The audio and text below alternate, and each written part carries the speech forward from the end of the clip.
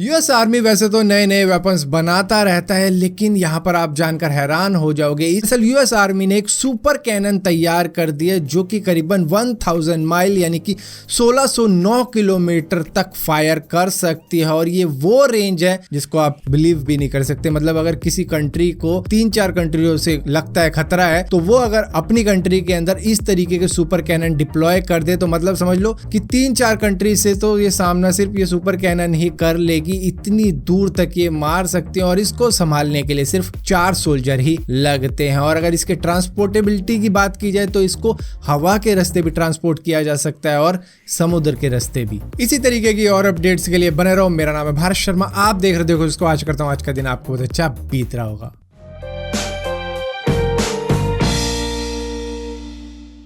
हम में से बहुत से लोग ये बिलीव करते हैं कि स्पेस में एलियन तो जरूर रहते होंगे, जो कि सही बात भी है। इतना बड़ा स्पेस है, कहीं ना कहीं कुछ ना कुछ हो भी सकता है। लेकिन अगर अपनी पृथ्वी की बात करें तो ये भी इतनी बड़ी है कि इसको भी हमने ठीक से डिस्कवर किया नहीं है। अगर समुद्र की बात करें तो यहाँ पर कई ऐसी मछलियाँ हैं, कई ऐसे और जानवर हैं जिनके बारे में अभी हमें पता भी नहीं है। चाहे हम पैरासाइट की ही बात करें, चाहे हम किसी ऑर्गेनिज्म की ही बात करें, लेकिन वो हैं ऐसे जो अभी तक हमें मिले तक नहीं है। जैसे कि अगर सैल्मन के अंदर एक पैरासाइट होता है जो कि बिल्कुल ही अलग है, जिसको ऑक्सीजन की ज़रूरत पड़ती नहीं है, जबकि जो पैरासाइट होते हैं वो अपने होस्ट से ऑक्सीजन ज़रूर लेते हैं, लेकिन ये ऑक्सीजन नहीं लेता है। इस पैरासाइट का नाम रखा गया है सैल्मन पैरासाइट। और इसी के साथ साथ ये थोड़ा सा जेलीफिश की तरह दिखता है, जो कि सैल्मन मछली के अंदर पाया जाता है। और इजराइल के साइंटिस्ट जो कि टेल अवीव यूनिवर्सिटी के साइंटिस्ट हैं, उन्होंने पाया है कि ये ऑक्सीजन बिल्कुल भी नहीं लेता है। लेकिन यहाँ पर देखो साइंटिस्ट में भी आपस में बहस होती है। तो लंदन के साइंटिस्ट कहते हैं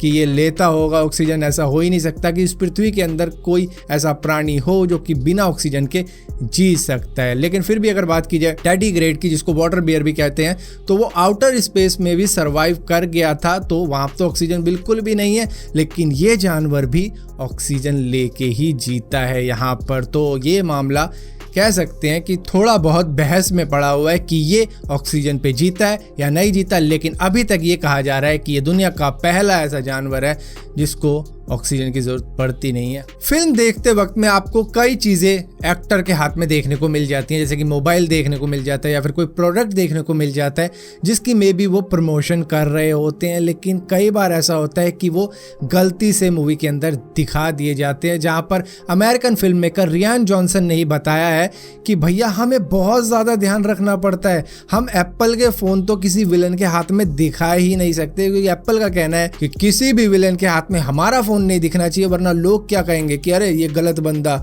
ये फिल्म में इतने मर्डर कर रहा है, क्राइम कर रहा है, एप्पल यूज करता है। तो मतलब कि गलत इफेक्ट पड़ेगा, जिसकी वजह से वो नहीं चाहते कि हमारा फोन गलत बंदे के हाथ में दिखाया जाए फिल्म के अंदर। अगर गलती से दिखाया भी जा रहा है तो मतलब कट करवाना पड़ेगा तुम्हें, या फिर कुछ करना पड़ेगा कि हमारा फोन ना दिखना चाहिए उसके हाथ में। कहा जाता है कि हीरा कोयले की खान में ही मिलता है, लेकिन यूएस के साइंटिस्ट ने इस कहावत को ही झुटला दिया। उन्होंने हीरे का जिटर अपने आप से ही बनाकर दिखा दिया। दरअसल Stanford university SLAC national accelerator laboratory ने मिलकर यहाँ पर एक हीरे का जिटर तैयार किया है। और उसके लिए उन्होंने व्हाइट डस्ट लिया, फॉसिल फ्यूल लिया, हाइड्रोजन लिया, कार्बन मटीरियल लिया, और उसके बाद में उसे प्रेशर चेम्बर में घुसेड़ दिया। और उसके बाद में लेजर का यूज करते हुए उससे कुछ प्योर डायमंड के जिटर तैयार कर दिया। और इस तरीके से हीरा आने वाले सालों में तैयार किया जा सका तो शायद इन डायमंड माइंस की जरूरत भी ना पड़े और खुद ही से इस तरीके के डायमंड क्रिएट किए जा सकें।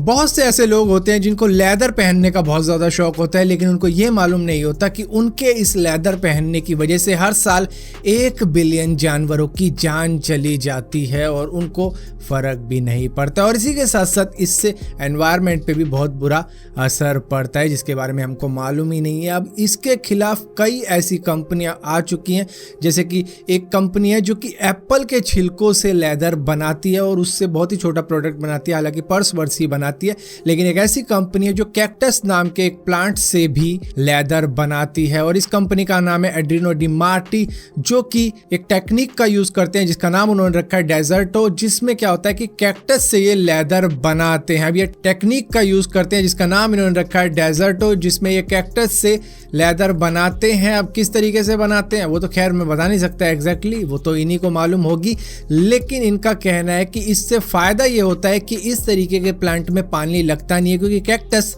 रेगिस्तान में भी उगता है। इसी वजह से इस टेक्निक का नाम इन्होंने डेजर्टो रखा है। और यहीं पर जाते जाते थोड़ी सी कोरोना वायरस की भी अपडेट मैं आपको दे देता हूं। दरअसल कोरोना वायरस की अभी तक एग्जैक्ट दवाई नहीं बनाई गई थी, लेकिन साइंटिस्ट लगे हुए थे दुनिया भर के, जहां पर यूएस के national institute of allergy and infection diseases के साइंटिस्ट ने एक दवाई ऐसी तैयार कर दी है जो कि इंजेक्शन की फॉर्म में है, जिसमें शायद 2 डोज होंगे जो कि दिए जाएंगे, जिसके बाद में ये जो कोरोना वायरस का इन्फेक्शन है खत्म हो सकता है। लेकिन अभी इसका इंसानों पर टेस्ट करना बाकी है, जिसमें थोड़ा सा टाइम लग सकता है। लेकिन अगर यहीं पे टाइम की बात की जाए तो यहाँ पर 80,000 से भी ज़्यादा लोगों को ये इन्फेक्शन फैल चुका है चाइना के अंदर, और करीबन 2442 लोग अब तक मारे जा चुके हैं। और WHO के एक्सपर्ट का इंस्पेक्शन भी हुआ है सिचुएशन को देखने के लिए वुहान के अंदर, जहां पर इतना कुछ हो रहा है लेकिन फिर भी इस इंजेक्शन में थोड़ा सा डिले किया जा रहा है। वो इसलिए क्योंकि इंसान की बॉडी में अगर हम कुछ भी इंजेक्ट कर रहे हैं तो उससे पहले